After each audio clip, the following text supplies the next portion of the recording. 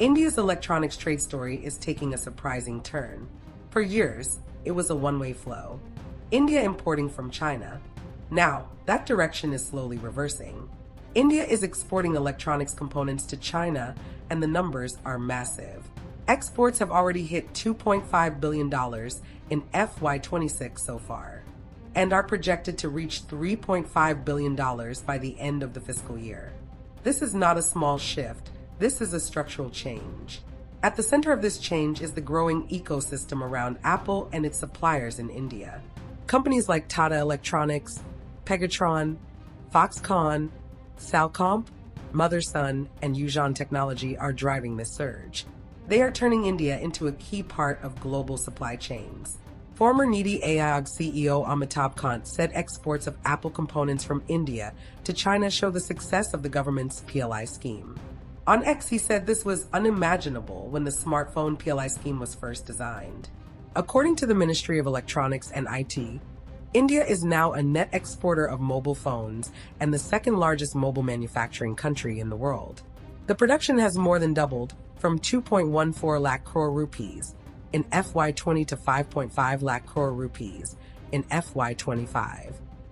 Exports have jumped nearly 8 times to 2 lakh crore rupees in the same period.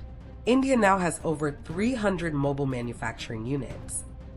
But why is India exporting to China, which is still called the factory of the world? Because global supply chains are changing. As Apple scales production in India, the country now accounts for around 25% of global iPhone output. That means Indian suppliers are now competitive enough to supply components not just locally, but to global assembly lines, including those in China. This is part of the larger China Plus One strategy, where companies diversify manufacturing to reduce geopolitical risk. So components made in India are now being sent back into Chinese factories to keep global production running smoothly. The government launched the Electronics Component Manufacturing Scheme in 2025.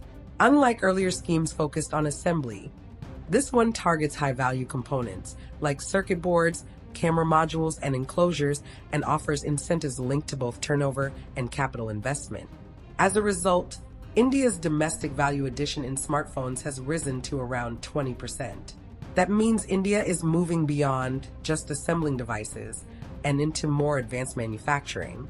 Of course, India still imports heavily from China, but the emergence of a $3.5 billion export pipeline is a clear shift in direction. And India's exports to China are expected to cross $18 billion this fiscal year. So what do you think? Is this the beginning of India becoming a global electronics